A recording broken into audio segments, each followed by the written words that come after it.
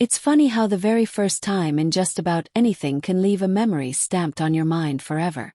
Sometimes it's a cherished moment, a milestone that shapes you. Other times it can be a trauma, something you'd rather forget. I suppose it all depends on how you look at it. But when it comes to those first steps into the intimate side of life, it's always a huge deal. Just as much for guys as it is for girls. Got lucky. My first time happened under pretty unusual circumstances. Even now, I remember it like it was yesterday, and I doubt I'll ever forget it. I was still in high school when my family moved to a new neighborhood. My mom quickly became friends with a woman named Miss Irene, who lived just a short 3-minute walk from us in the next building over.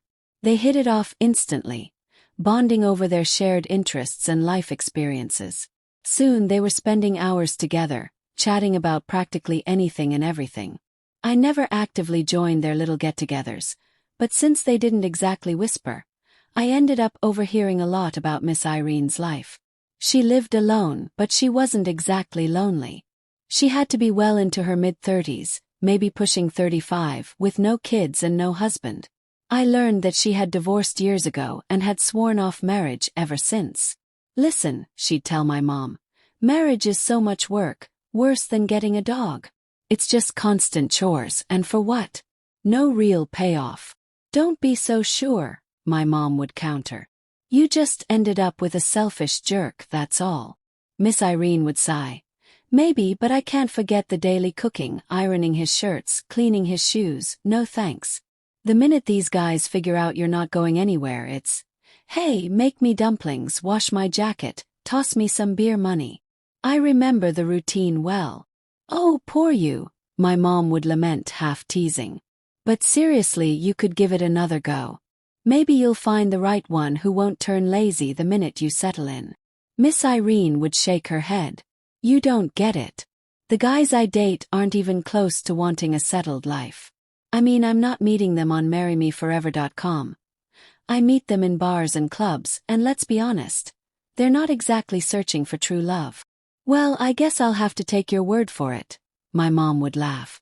I haven't set foot in a club since, let's see. Then she'd tack on my age plus 2 years, joking about how long ago it had been since she'd gone out dancing. Miss Irene was basically the polar opposite of my mom in that department. She loved indulging herself. Nice clothes, spa treatments, and most of all, attention from younger men. She took excellent care of herself and had been blessed with naturally good features. She knew exactly how to flaunt them, and a partner 10 years younger than her was standard fare. From the little I overheard, that age gap just kept expanding. I heard her mention 28, then 24, then 22. And I couldn't help but wonder, what was it about a 35-ish-year-old woman that could reel in guys just a few years older than me? Back then, it never even occurred to me that I might end up part of that pattern. Not for another 2 years at least. So when I heard Miss Irene casually mention, your son's turning 18 soon. He's practically an adult. It meant absolutely nothing to me at the time. As for me, I was just a regular high school kid. Nothing special about me, no super talent, no standout looks. Shy and self-conscious. Definitely no success with girls. By 18, I couldn't claim any real experience with the opposite sex. But one day changed all that in a hurry. Started with a phone call. Miss Irene had a minor crisis.